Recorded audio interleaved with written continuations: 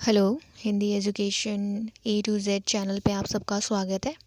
पिछली कक्षा में हमने जाना कि क्रिया क्या है, क्रिया का निर्माण किस प्रकार से होता है और कर्म के आधार पर जो क्रिया के भेद होते हैं और उन भेदों के जो भेद हैं उन सब पर हमने विस्तार पूर्वक चर्चा की। आज की इस कक्षा में हम जानेंगे कि जो क्रिया के हमने दो भेद पढ़े थे कर्म के आधार पर, अकर्मक और सकर्मक क्रिया, उनकी पहचान संबंधी नियम क्या है।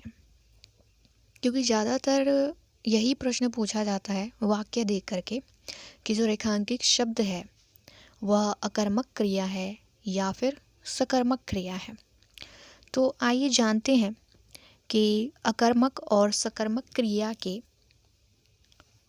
पहचान संबंधी नियम कौन कौन से हैं। इसके अंतर्गत जो पहला नियम है उसकी चर्चा करते हैं। क्रिया से ठीक पहले क्या, किसे, किसको लगाकर प्रश्न बना लिए जाते हैं। अगर प्रश्न का उत्तर बन जाए तो वहाँ सकर्मक क्रिया होगी, अन्यथा अकर्मक। अब यहाँ पर जो बात आ रही है कि प्रश्न का उत्तर बन जाए, यानी कि किसी भी तरह से वाक्य को तोड़ मरोड़ कर उत्तर नहीं निकालना है। वह उत्तर जो है वह व्याकरणिक दृष्टिकोण से शुद्ध होना चाहिए और उसमें किसी प्रकार की त्रुटि व्याकरणिक दृष्टिकोण से नहीं होनी चाहिए। इसी बात को उदाहरण से समझते हैं। बच्चा दूध पी रहा है। इस वाक्य में बच्चा तो कर्ता हो गया, पी रहा जो है वो क्रिया है, दूध जो है वो कर्म है। यूं तो इस वाक्य में स्पष्ट है, लेकिन नियम यह कहता है कि इन तीनों प्रश्नवाचक या प्रश्नसूचक जो शब्द हैं, क्या, किसे, किसको, इनमें से कोई भी एक लगाकर हमें प्रश्न बनाना है उस वाक्य के संदर्भ में। तो इसका प्रश्न बन गया, बच्चा क्या पी रहा है। इसका हमें उत्तर प्राप्त हो गया, दूध। नियम के अनुरूप हम इस बात को समझने का प्रयास कर रहे हैं।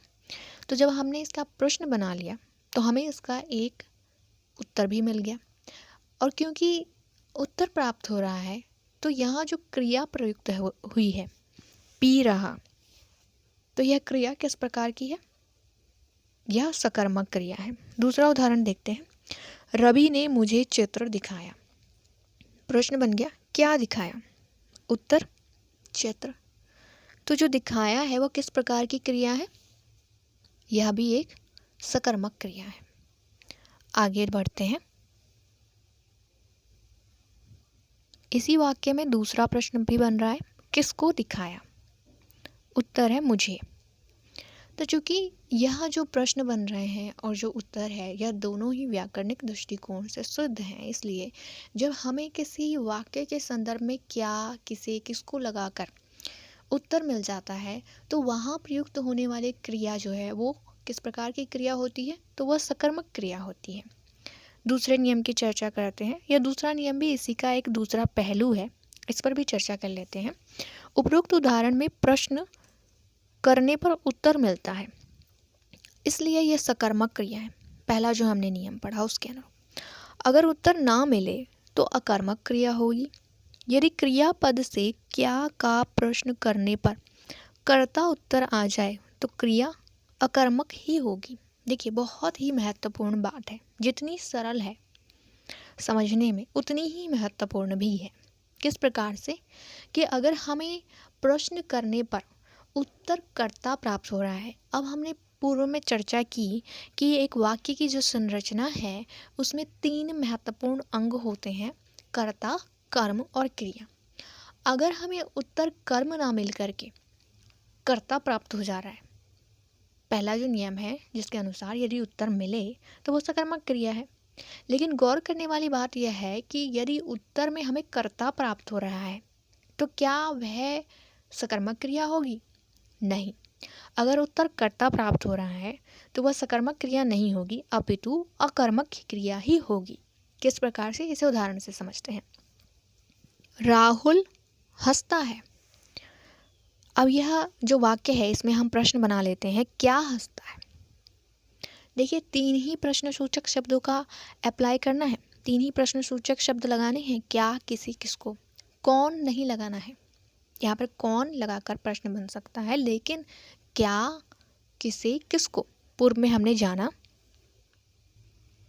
एक बार मैं पुनः दिखा देती हूँ कि पहला जो हमने नियम पढ़ा उसमें हमने जाना कि क्या, किसे और किसको, यही 3 प्रश्न सूचक शब्द हैं जिसे वाक्य में लगा करके हमें प्रश्न बना लेना है।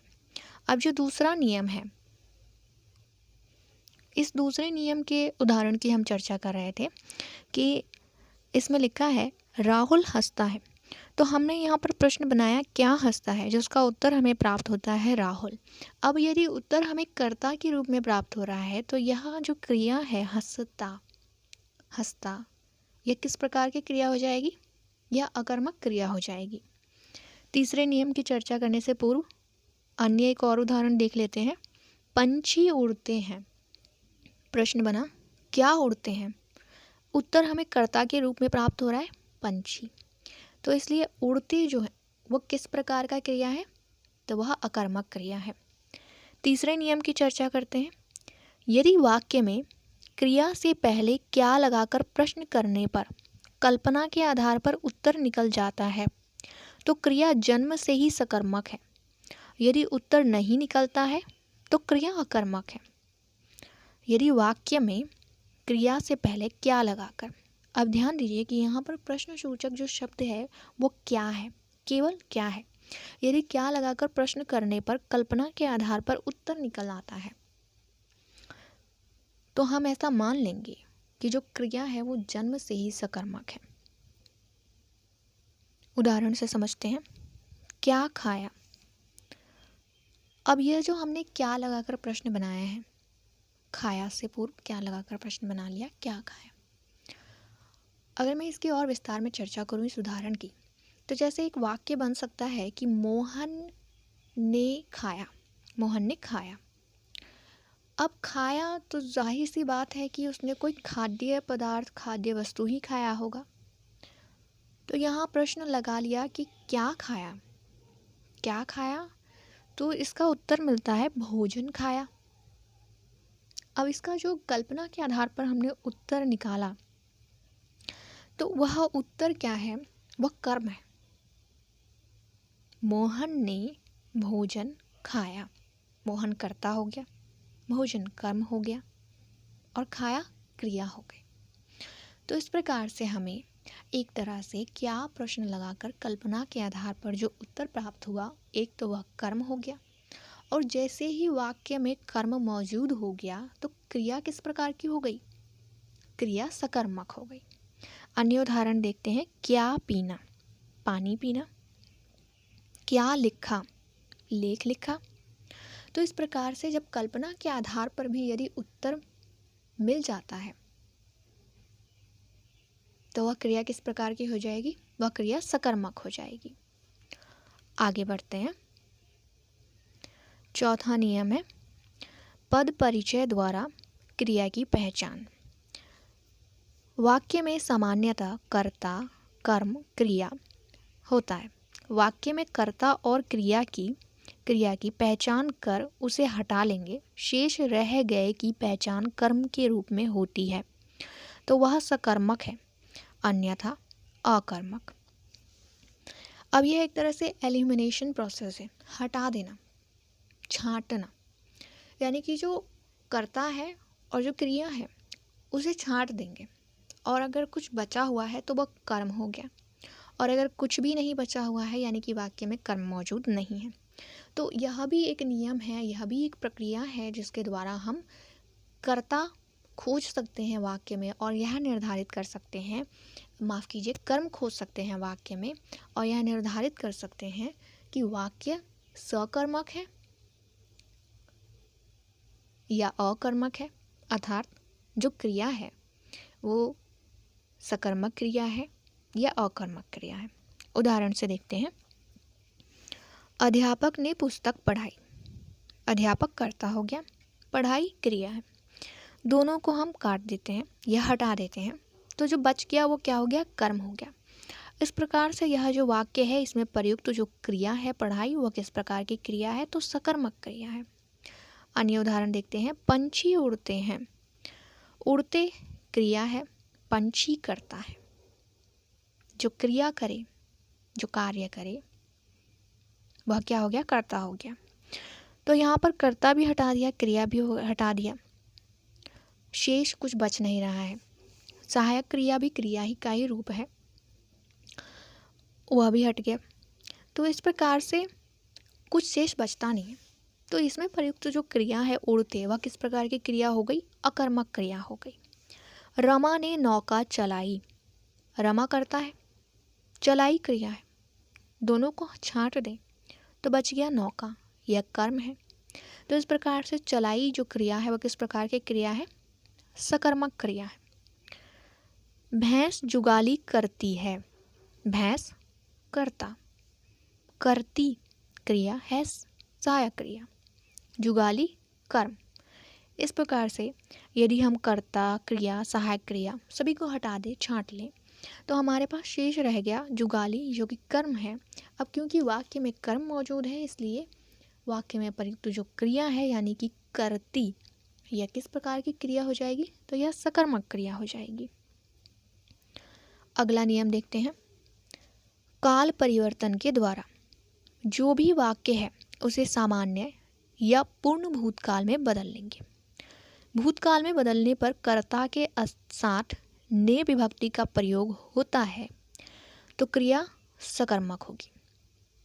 एक वाक्य दिया गया है, उस वाक्य को अगर हम सामान्य या पूर्ण भूतकाल में बदलते हैं और बदलने के बाद कर्ता के साथ ने विभक्ति का प्रयोग होता है तो उस वाक्य में मौजूद जो क्रिया है वो किस प्रकार की होगी?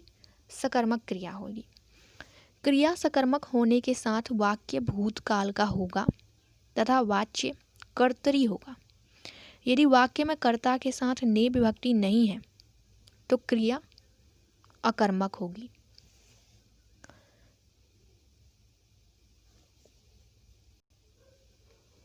अब जब यह स्पष्ट हो गया कि वाक्य में प्रयुक्त जो क्रिया है वह सकर्मक क्रिया है, तो वाक्य का परिचय भी देखिए क्या हो जाएगा कि वाक्य जो है वो भूतकाल का होगा तथा वाच्य के दृष्टिकोण से वह कर्तरी वाच्य होगा। अब वाच्य और वाक्य के संदर्भ में यदि मैं कहूँ तो इसका जो है और विस्तार पूर्वक स्पष्टीकरण आगे की कक्षाओं में मैं करूँगी। और यह जो बिंदु है भूतकाल, सामान्य भूतकाल या पूर्ण भूतकाल और कर्तरी वाच्य, ये बहुत अच्छे ढंग से समझ में आएंगे। सभी बिंदु बहुत ही सरल हैं, लेकिन एक क्रमबद्ध ढंग से चलना भी बहुत ज़रूरी है। दूसरा जो बिंदु आता है इसी के संदर्भ में कि यदि वाक्य में कर्ता के साथ ने विभक्ति नहीं है तो क्रिया कर्मक हो जाएगी। बिल्कुल इसी के विपरीत बात है कि यदि ने विभक्ति का प्रयोग होता है तो क्रिया सकर्मक है, ने विभक्ति का प्रयोग नहीं है तो अकर्मक है। उदाहरण से समझते हैं। राम गाड़ी चलाता है। अब ये किस प्रकार का वाक्य है? तो यह वर्तमान काल का वाक्य है। इसी को हम भूतकाल में बदल लेते हैं। राम ने गाड़ी चलाई। भूतकाल में बदलते ही जो कर्ता है उसके साथ ने विभक्ति का प्रयोग हो गया। ने विभक्ति का प्रयोग होते ही यहाँ जो चलाई क्रिया है वह किस प्रकार की क्रिया हो गई? तो वह सकर्मक क्रिया हो गई। राम चलता है, राम चलता था। अब यहाँ पर राम के साथ ने विभक्ति का प्रयोग नहीं हुआ है, कर्ता के साथ ने विभक्ति नहीं जुड़ा हुआ है, तो यहाँ जो चलता क्रिया है वो किस प्रकार की क्रिया हो गई? अकर्मक क्रिया हो गई। अगला नियम देखते हैं। नियम क्रमांक 6। यदि वाक्य में सजीव कर्म है तो कर्म के साथ को विभक्ति का प्रयोग होगा। यदि कर्म निर्जीव है तो कर्म के साथ को विभक्ति का प्रयोग नहीं होगा। उदाहरण के लिए, राम ने रावण को मारा। क्योंकि यहाँ पर राम करता है, मारा क्रिया है, रावण कर्म है, कर्म सजीव है, तो यहाँ पर को विभक्ति का प्रयोग हुआ है। और यदि को विभक्ति का प्रयोग नहीं होता तो यह जो वाक्य है वो व्याकरणिक दृष्टि से अशुद्ध हो जाता। राम ने रावण मारा, यह गलत हो जाता है यह वाक्य। दूसरा उदाहरण देखते हैं। राम ने पुस्तक को पढ़ाया। अब यहाँ पर राम ने पुस्तक को पढ़ाया, पुस्तक क्योंकि निर्जीव वस्तु है इसलिए इसके साथ को विभक्ति का प्रयोग व्याकरणिक दृष्टिकोण से गलत है। को विभक्ति का प्रयोग नहीं होगा। यह जो पुस्तक कर्म है यहाँ पर यह निर्जीव है और इसीलिए इसका जो सही वाक्य है राम ने पुस्तक पढ़ाया इस प्रकार से बनेगा। अपवाद स्वरूप जो दो बातें हैं उसे भी ध्यान में रखिएगा। बजाना और बढ़ाना ऐसी दो क्रियाएं हैं जो निर्जीव कर्म होने के बावजूद को विभक्ति का प्रयोग होगा। अगर बजाना और बढ़ाना क्रियाएं किसी वाक्य के अंतर्गत आती हैं तो उनके संदर्भ में जो कर्म है तो अगर वो कर्म निर्जीव रूप में है तो भी उनके साथ को विभक्ति का प्रयोग होगा और वे व्याकरणिक दृष्टिकोण से शुद्ध मानी जाएंगी, सही मानी जाएंगी। उदाहरण से समझते हैं। ढोल को बजाना। अब ढोल निर्जीव है, कर्म है और किस प्रकार का है तो निर्जीव कर्म है, तो इसके साथ जो को विभक्ति का प्रयोग हुआ है यह सही है, सही माना जाएगा। उसी के साथ दूसरा जो उदाहरण है झगड़ा को बढ़ाना। तो झगड़ा भी एक निर्जीव ही कार्य है लेकिन झगड़ा को बढ़ाना जिसमें को विभक्ति का प्रयोग हुआ है बढ़ाना क्रिया के साथ, तो यह भी सही माना जाएगा। आगे देखते हैं। दान क्रिया से संबंधित भी कुछ नियम है, इसे भी समझ लीजिए। यदि वाक्य में देना क्रिया के साथ दान, उपहार, पुरस्कार आदि का भाव है तो जो गौड़ कर्म है उसे संप्रदान कारक मान लिया जाएगा। उदाहरण, राजा ने गरीबों को कंबल दान दिए। राजा ने गरीबों को कंबल दान दिए। कंबल जो है वो मुख्य कर्म है। उपरोक्त वाक्य में एक कर्मक वाक्य का उदाहरण है। इसमें एक ही कर्म है। एक कर्मक और द्विकर्मक क्या होते हैं इसकी पूर्व में हम चर्चा कर चुके हैं। जब वाक्य में एक ही कर्म मौजूद हो तो उसे एक कर्मक कहते हैं। केवल वाक्य में मुख्य कर्म को गिना जाएगा क्योंकि गौण कर्म को संप्रदान कारक मान लिया गया है।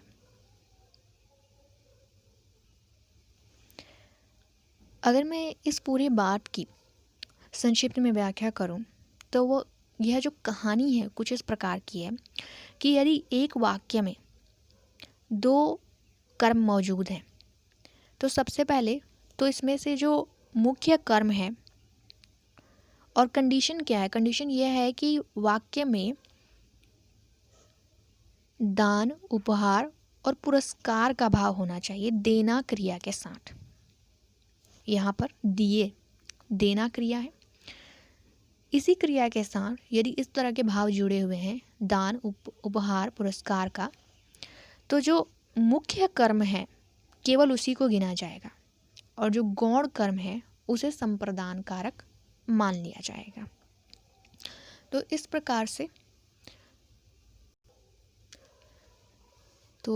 प्रकार से आज की कक्षा में हमने जाना कि अकर्मक और सकर्मक क्रिया के पहचान संबंधी नियम कौन कौन से हैं। उनसे जुड़ी सभी नियमों के ऊपर हमने विस्तारपूर्वक चर्चा की। इस कक्षा को मनोयोग से सुनने के लिए सबसे पहले तो धन्यवाद। यह वीडियो अगर आपको अपने लिए यूज़फुल लगा तो प्लीज़ वीडियो को लाइक कीजिए, शेयर कीजिए और इसी तरह के यूज़फुल वीडियोस के लिए चैनल को सब्सक्राइब भी कर दीजिए। प्लस अगर आपके कोई महत्वपूर्ण कमेंट हैं तो कमेंट बॉक्स में ज़रूर डालिए। मिलते हैं अगले वीडियो में, तब तक के लिए नमस्कार।